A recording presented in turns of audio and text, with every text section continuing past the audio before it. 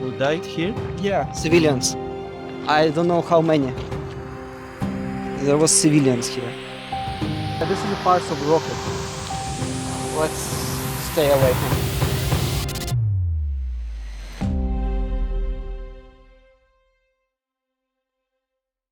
Bonjour à tous, c'est Alexandre de Redline Media et aujourd'hui, on va vous proposer notre rencontre avec la 92e brigade d'assaut de l'armée ukrainienne.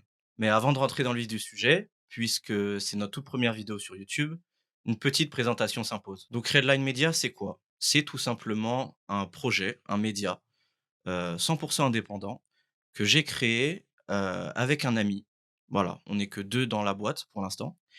Et en fonction de la date à laquelle vous regardez cette vidéo, c'est une création qui est très récente. On l'a créé ça en mai 2025. Là, je tourne, on est le 11 juillet, donc ça fait moins de 2 mois, en fait. Et voilà, en fait, mon ami et moi, on est tout simplement assez passionnés de géopolitique. Moi, j'ai fait des études de journalisme, donc je sais que ça me plaît aussi. Et le souci que rencontre la presse en ce moment, c'est que les gens ne lisent plus trop, moi y compris. Donc c'est pour ça qu'on a décidé de créer notre propre média déjà pour être indépendant, mais aussi pour le faire de manière 100% digitale. C'est-à-dire qu'il y aura uniquement du contenu sur les réseaux sociaux, en général plutôt Instagram et TikTok en format court, et des formats un peu plus travaillés, des formats plus longs, comme celui-là sur YouTube. Voilà pour ce qui est de la petite présentation. Désormais, passons au vif du sujet, la 92e brigade d'assaut de l'armée ukrainienne. En fait, pour vous expliquer brièvement, l'armée ukrainienne, c'est un peu comme toutes les armées du monde, c'est-à-dire que ça a une organisation très précise et parfois très compliquée.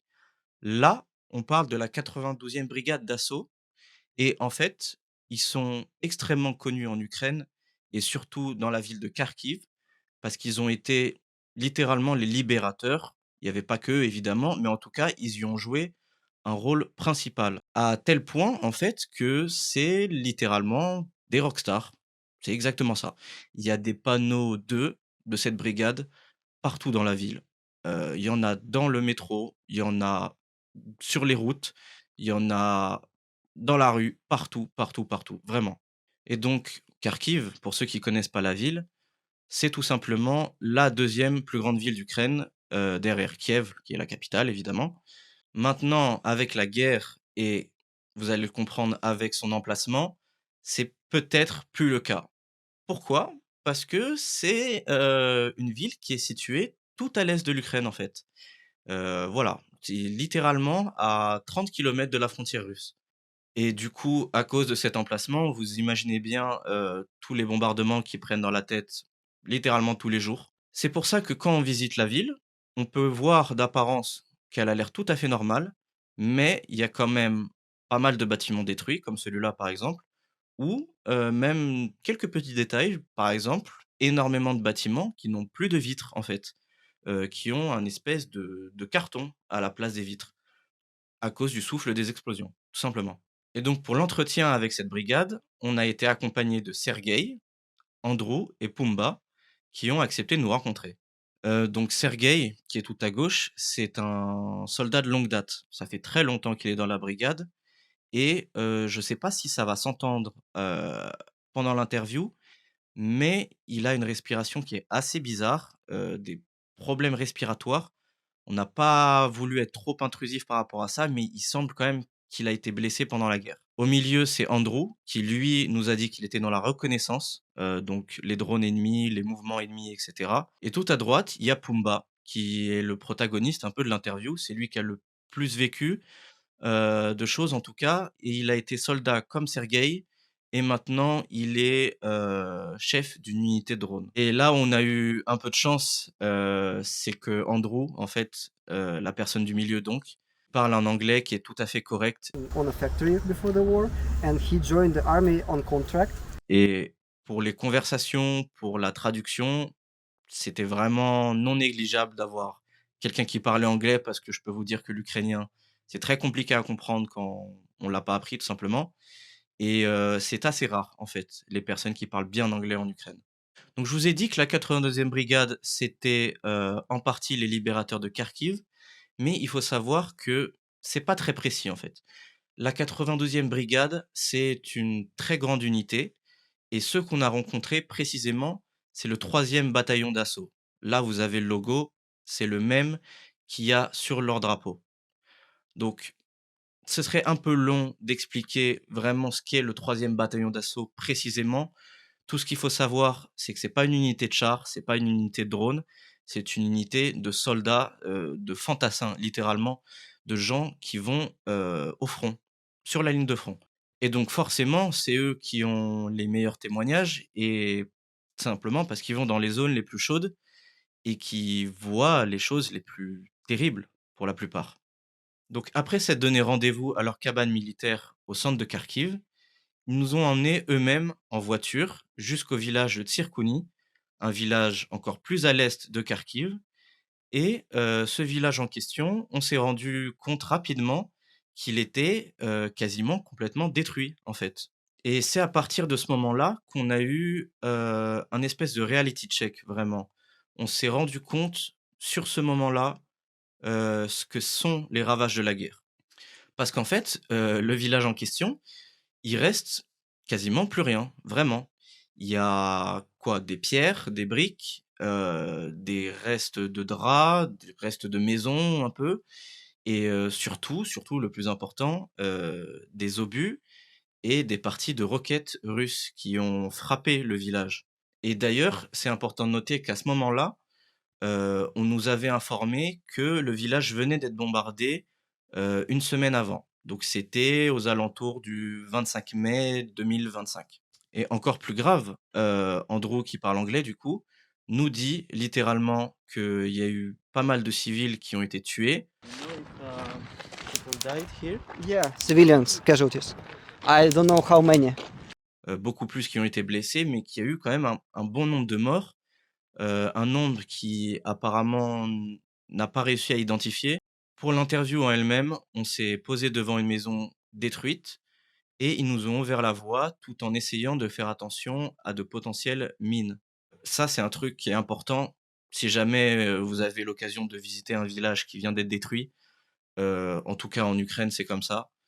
Faites attention là où vous marchez, même si bah, c'est pas évident, parce qu'il peut y avoir des mines. Et les mines, quand on marche dessus, je vais pas vous faire un dessin, mais soit ça vous tue vous et les personnes qui sont à côté de vous, soit ça vous enlève des jambes. C'est vraiment pas bon du tout. Et donc là, on a commencé à leur poser des questions et ils ont été globalement très accessibles, très compréhensifs aussi des questions. Et l'interview a duré à peu près 45 minutes. Je vous ai gardé les meilleurs moments. Je vous laisse avec les questions et les réponses et on se reparle après. What kind of drones and technology you're using, if you can answer that? So we have many different drones. We have strike drones, reconnaissance drones, and network like provider drones, like the for radios and so the other drones can fly. So we have FPV drones. They are it's one time use it flies and hits and Kamikaze. yeah, basically kamikaze drones. Mhm. We have vampires, big drones. They are like this big. They are very big, Okay. and they li- drop bombs. You can we put like up to four bombs or mines. We use it to strike enemies and put like mines in place. And we have recon drones, Mavic Yeah, DJI. DJI, yeah. Mm.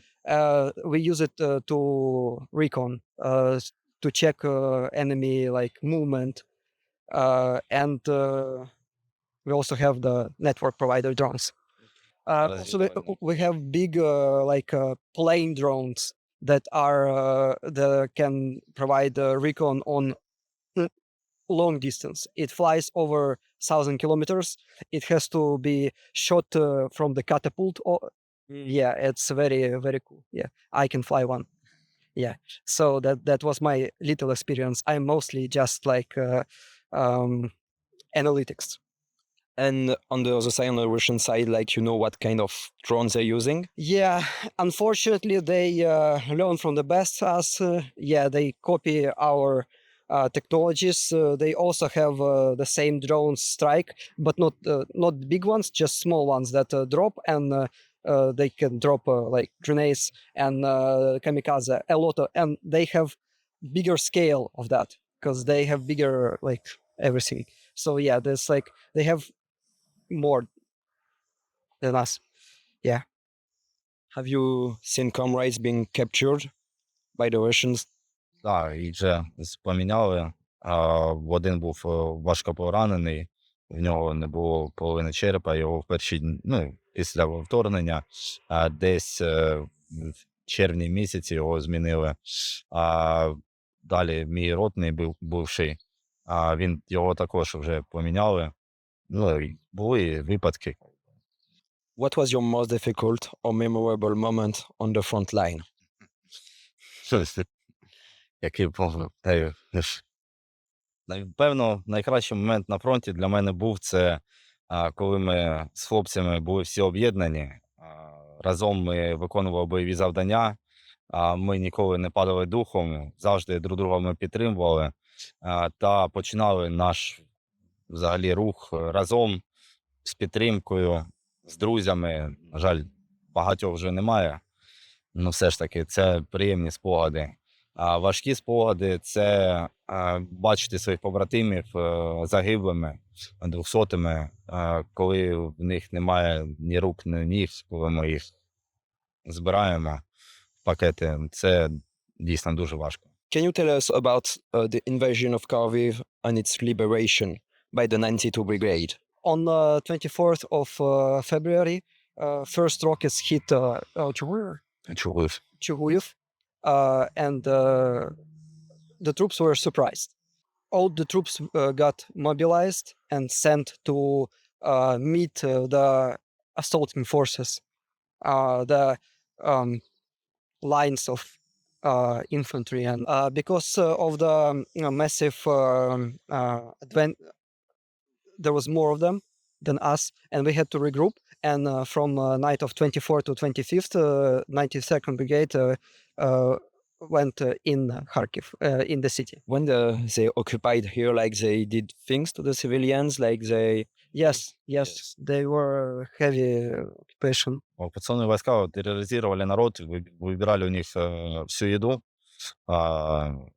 как бы всех они загоняли по домам, никому не давали перемещаться спокойно по улице, а также, если кто-то незаконно, по их мнению, ходил по улицам, они просто расстреливали. What is the atmosphere like among the soldiers on a daily basis? Ми завжди підтримуємо бойовий настрій, нікому не даємо засумувати та уйти в себе. І ми з цим працюємо. Працюємо, щоб військовослужбовці завжди були на рівні, на психологічному рівні, в гарній підтримці, та не виникало в них суїцидальних випадків та і так далі. Тобто постійно підтримуємо та спілкуємося між собою, завжди все разом. Ми як родина. Ми як родина, ми вже не можемо по-різному жити. Пройшовши той бойовий опит, ми не можемо бути порознь друг від друга. Ми друг друга підтримуємо завжди, в будь-якій ситуації. We hope that the war would end soon and we can come back to rebuild our country and come back to our previous lives, to live with peace. We want peace and we want our country to be not this. What do you think about the current situation of the war? Current situation of the war, my personal thoughts, I think they should wrap it up. We need foreign support to push on Putin. In your opinion, what should the West, European Union or United States should do today to help you? Well, in perfect world, there would be they would send troops to create a demobilized zone, and maybe currently they can push more like economically on Russia. Donc voilà en gros globalement ce qu'ils nous ont dit, en tout cas le plus intéressant. Déjà, avant toute chose, énorme merci à eux parce qu'ils ont été vraiment très accessibles et surtout pour des débutants comme nous, parce qu'on est personne, c'est quasiment un miracle, en fait, d'avoir pu rencontrer des gens comme ça. Ils avaient beaucoup de choses à dire, beaucoup de choses très impactantes et je pense que ça fait que la vidéo est riche. Maintenant, il faut être totalement honnête, ils ont accepté de nous rencontrer, parce qu'ils cherchent de la visibilité. Ils cherchent pas à être connus parce qu'ils le sont déjà, en fait, à Kharkiv et quasiment dans toute l'Ukraine. Ils cherchent à être soutenus. C'est pour ça que je vais vous mettre dans la description le lien de leur fondation où vous pouvez faire des dons si vous voulez les aider à les soutenir et à continuer à résister à la Russie et à continuer à protéger leur ville. On arrive bientôt à la fin de la vidéo. J'aimerais juste, élaborer un petit point avant de finir de manière classique. Un petit point qui peut paraître un détail, mais qui pour moi est très important. Si vous continuez à regarder nos vidéos, vous allez vous rendre compte qu'on va poster plusieurs autres sujets, sur l'Ukraine puisqu'on a quand même passé un mois là-bas, quasiment un mois, allez, on va dire 3 semaines. On va probablement nous mettre déjà dans des cases. C'est-à-dire qu'on va nous dire qu'on est un média pro-ukrainien. Je préfère le préciser maintenant pour la première vidéo et j'espère que je vais pas avoir besoin de le répéter à chaque fois, sinon ça va être chiant. Mais nous, à la base, notre média, il est neutre. En tant qu'entité Redline Media, on est vraiment neutre. On va pas vous dire ce qui est bien ou pas bien. On va pas être pro un côté ou pro l'autre. On va pas dire: «Oui, les méchants russes, sont méchants envers les gentils ukrainiens». On va pas vous dire ça. On va juste vous raconter ce que nous on a vu, ce que nous on a vécu et surtout, on va vous le montrer. Après le reste, ce sera à vous de faire votre propre opinion. C'est pas à nous de le faire, en fait. Et tout ça, tout ce que je dis là, c'est pas une critique envers, les médias actuels, un peu quand même, en fait. Heu, il y a trop de médias pour moi qui essaient d'influencer les gens ou alors qui ont un parti qui est trop pris. Nous, la base de notre média, c'est vraiment la neutralité. C'est pas parce que on va sortir 4 ou 5 sujets sur l'Ukraine qu'on est pro-ukrainien, vraiment pas. On le fait parce qu'on a eu l'opportunité de le faire et aussi, on va pas se mentir, parce que faire la même chose du côté russe, c'est un peu plus compliqué au niveau de la censure. Voilà, essayez de pas nous mettre dans des cases, on essaie vraiment de rester le plus neutre possible et même si ça peut paraître utopique comme, façon de faire, comme pensée, on va faire notre max. Parce que pour moi et pour mon associé, c'est un des trucs le plus important, si ce n'est le truc le plus important. Voilà, je suis désolé pour ce petit aparté. Merci d'avoir regardé la vidéo. Si vous avez aimé, n'hésitez pas à mettre un like, n'hésitez pas à vous abonner aussi pour être, au courant des prochains sujets. Comme je vous ai dit, il y en a 4 ou 5 qui vont sortir sur l'Ukraine. N'hésitez pas aussi à vous abonner à nos réseaux sociaux, il y aura tout dans la description et le plus important, n'hésitez pas à partager. Partager vraiment, c'est la chose la plus importante pour nous, OK? On demande pas d'argent. Pour l'instant, ça va, peut-être qu'on en demandera après, mais pour l'instant, on n'a pas de cagnotte Litchi, on n'a pas de Patreon, on n'a pas de lien pour nous soutenir financièrement. Ce qu'on veut, c'est que notre travail soit vu par le plus de gens possible. C'est pour nous la meilleure des récompenses et voilà, merci d'avoir regardé la vidéo. Merci si vous êtes restés jusqu'au bout et je vous dis à la prochaine pour un prochain sujet sur l'Ukraine. Je vais pas vous spoiler ce que c'est, mais ça sortira normalement dans les semaines à venir.